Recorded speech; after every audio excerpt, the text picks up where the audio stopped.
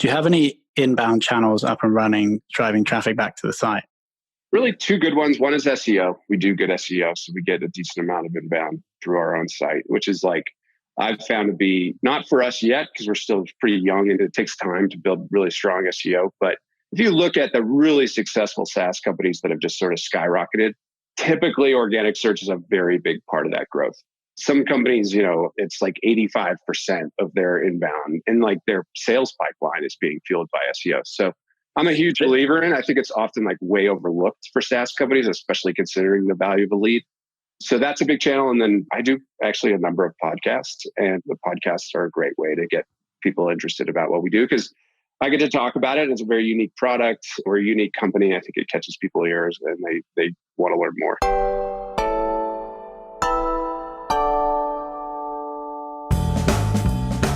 Hello and welcome to another episode of the Confessions of a B2B Marketer podcast. And today we have a pretty interesting episode. It's about a specific cold email. It's a cold email that I think I saw somewhere on the internet, immediately started writing about it on the SaaS Marketer site. It came from somebody within the team of a SEO-related SaaS product called Huckabuy. Now, the premise of the cold email is that it came from the head of sales and was forwarded, or it was an email from the CEO that was forwarded onto the prospect.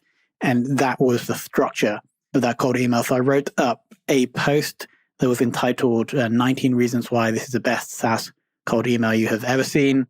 And then, of course, how to get that CEO onto the show as well. So this is the episode with Geoff of Huckabuy. Before we jump into that, though, I do want to give you a very brief update of what is going on and also make a request for you to give us your honest feedback on Apple Podcasts. Simply just go there, go to Apple, open us up, subscribe, rate, and review. Send me a screenshot of that review and I'll get it shouted out on the show for you.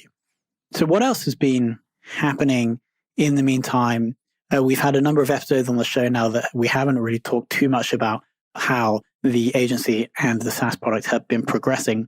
What I've really been doing with the majority of my time is working on what I'm calling the kind of SEO social content flywheel, both for the agency and for Bcast. And this is a flywheel that basically is pretty simple stuff. I'm sure everybody here listening understands.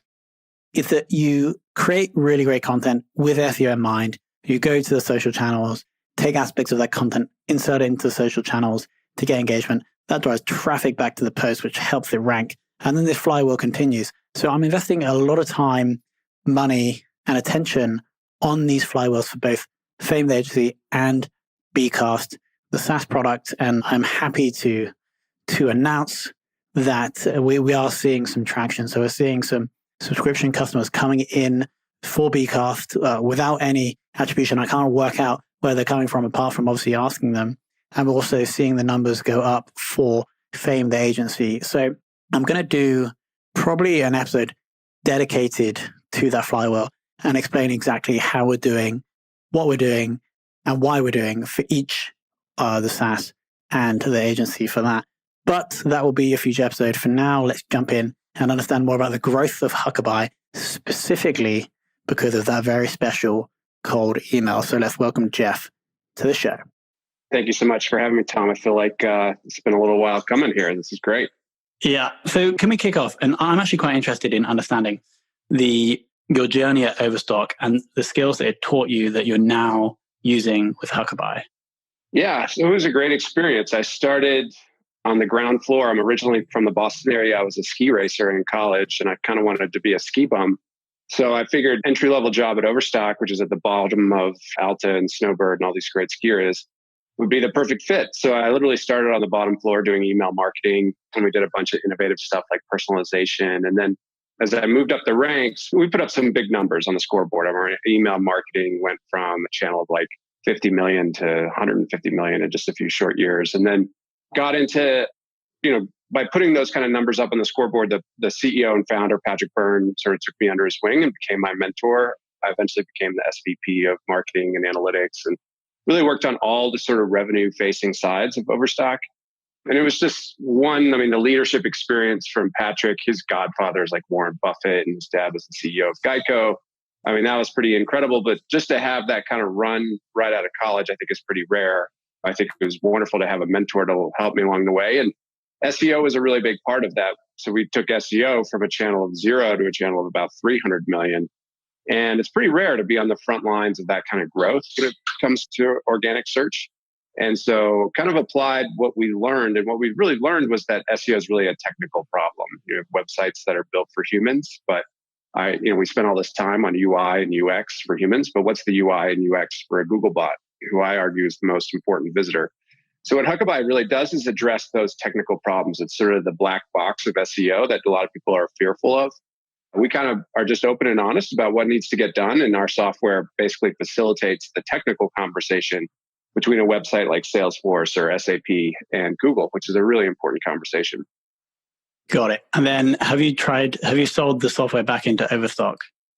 We have not actually. They're quite progressive on SEO. So they do a lot of innovative things.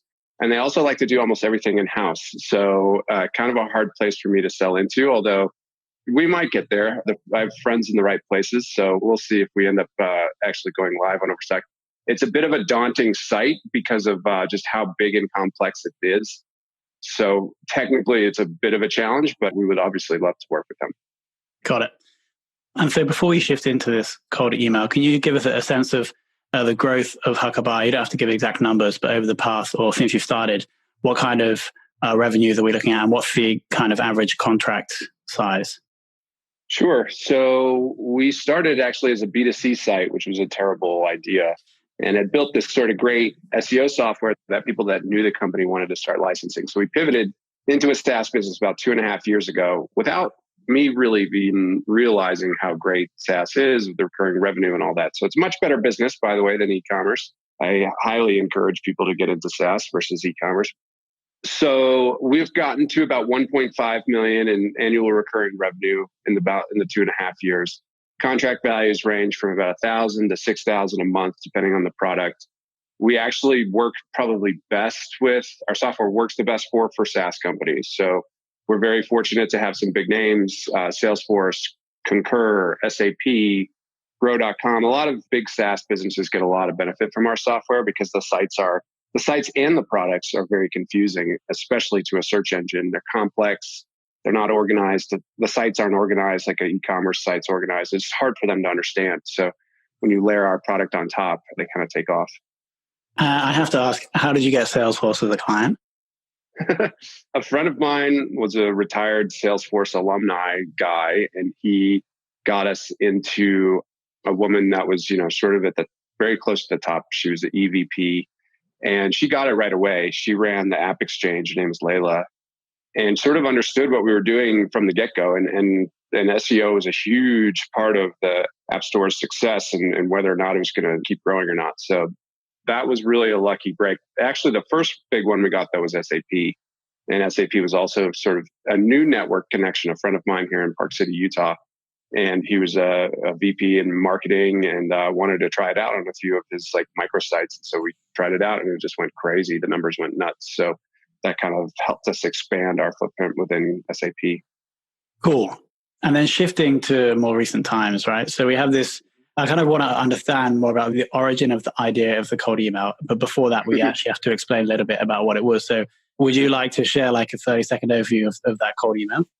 I think you almost do a better job than I do, given your deep research, but I'd love to hear it from you. I can give you sort of the thinking behind it afterwards, but I love your analysis of what we did.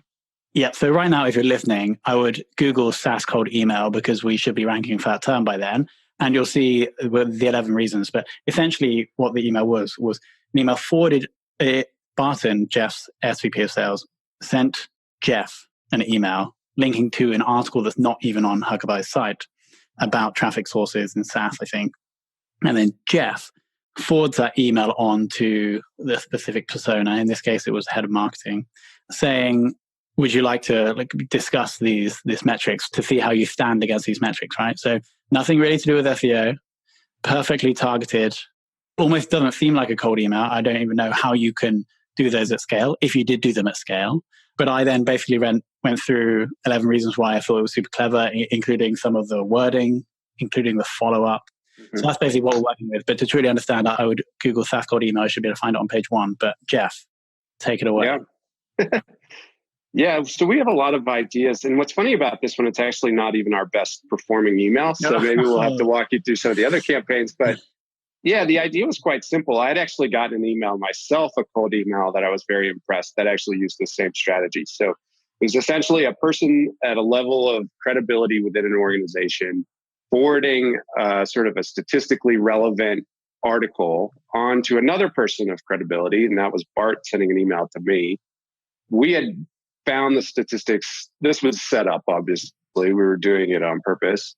And then I would sort of say, and then the email, Bart says to me something like, here are the stats. And by the way, like we're killing all these companies. Our customers are killing all these numbers. And so I then forward it on. And a forwardable email, as you mentioned in your article, typically gets a higher open rate because it looks internal or it looks like it's coming from a contact or someone like that.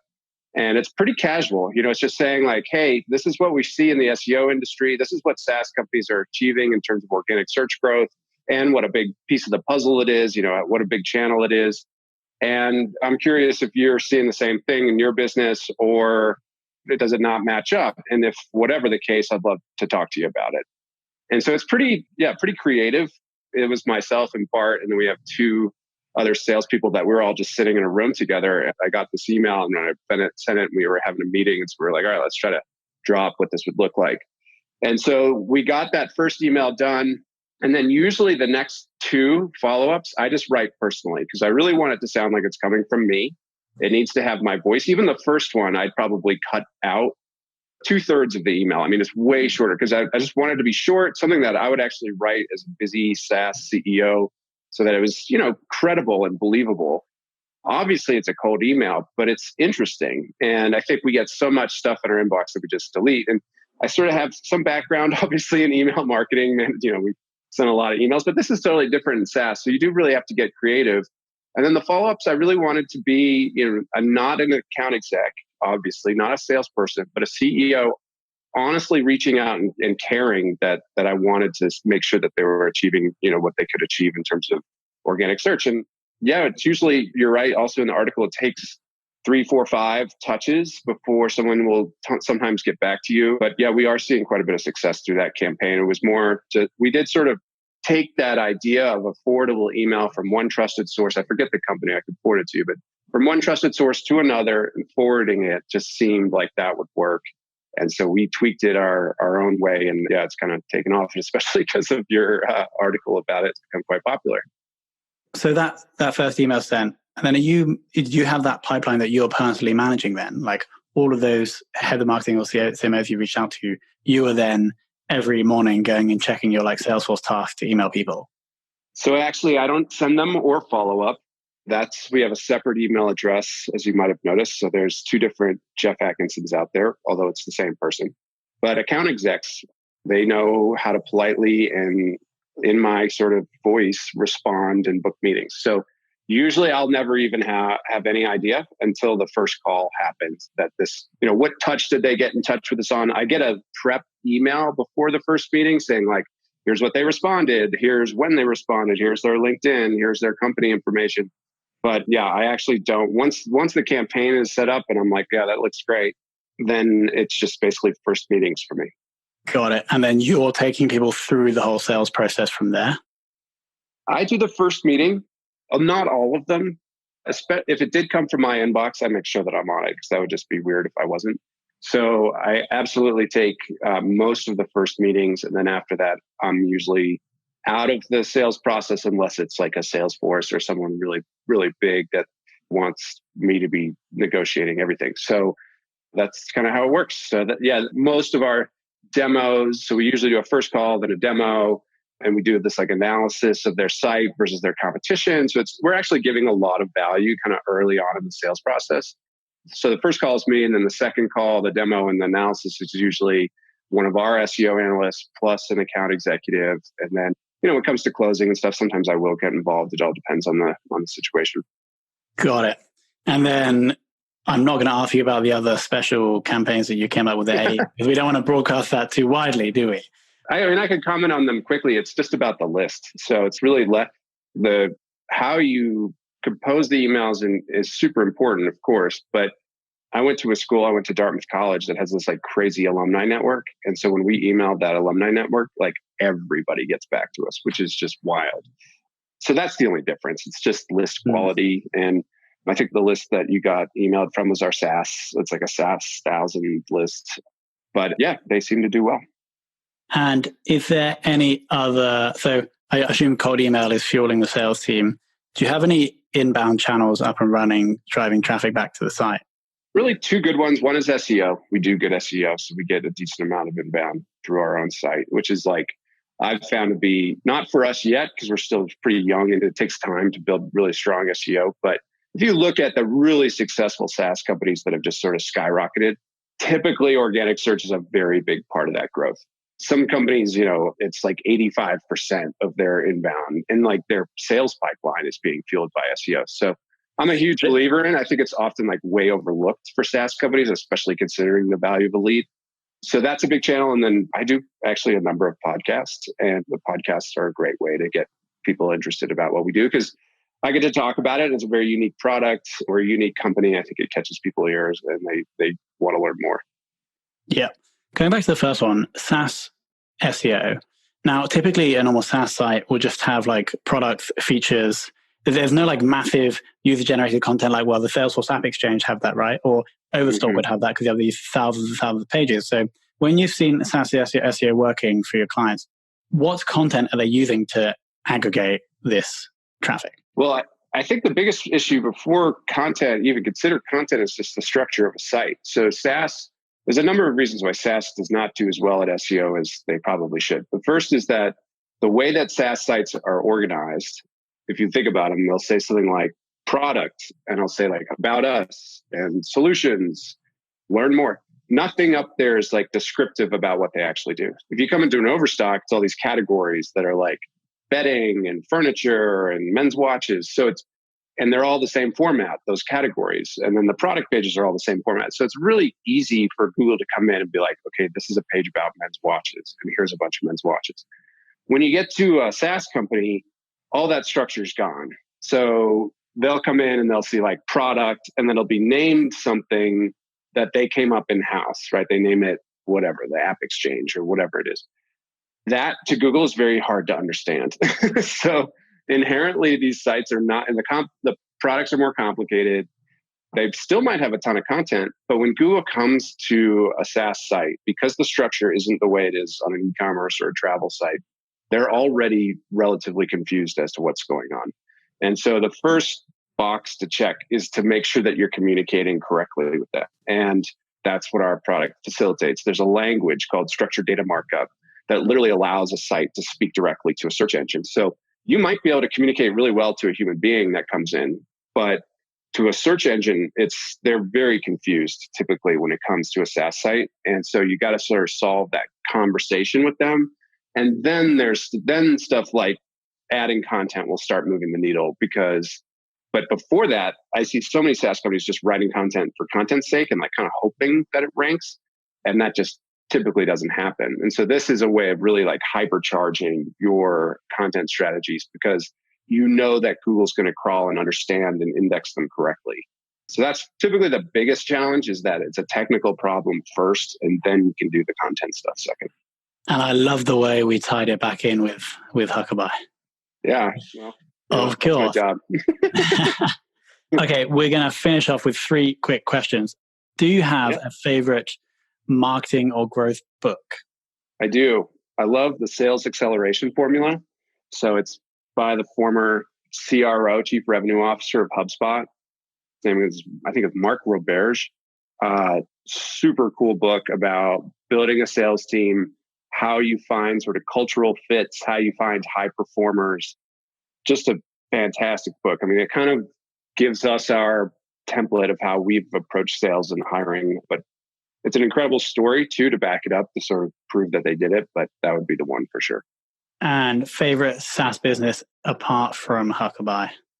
Yeah, in terms of just like admiration, I'd say Qualtrics, because they're here in Park City, or here in Utah, not in Park City. But they got bought for $8-9 billion from SAP, and they took a kind of relatively light product and just applied a very strong sales and marketing engine and just went through the roof. So I admire them the most. And then finally, the person that taught you the most about growth. Probably Patrick Byrne, the CEO and founder of Overstock, but that's more on the e-commerce side. I'd say on the SaaS side, we have a board member named Robson, who he's the CMO of Pure Storage. And he's been the CMO of New Relic, CMO of Concur, all sorts of awesome success stories. And just the way that he thinks about top of funnel and product and pricing, it's sort of a new relationship for me. Probably like a year and a half, we've been friends and or colleagues. And I'm just learning a ton from how because this is a new world for me. You know, I was an e-commerce guy. And so to be now in the SaaS world, I have a lot to learn. Mm-hmm. Well, Geoff, thank you so much for coming on. Thanks so much for experimenting with the cold email. I look forward to hopefully receiving one of the newer ones. And if this is anything as innovative as the last one, I'll be writing about it again.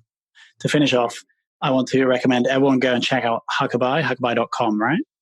Mm-hmm. And then also Google SaaS cold email so you can actually see the template and the 11 reason analysis of why we think it could be the best one you've ever seen. Geoff, thank you so much for coming on. Thank you, Tom, for having me.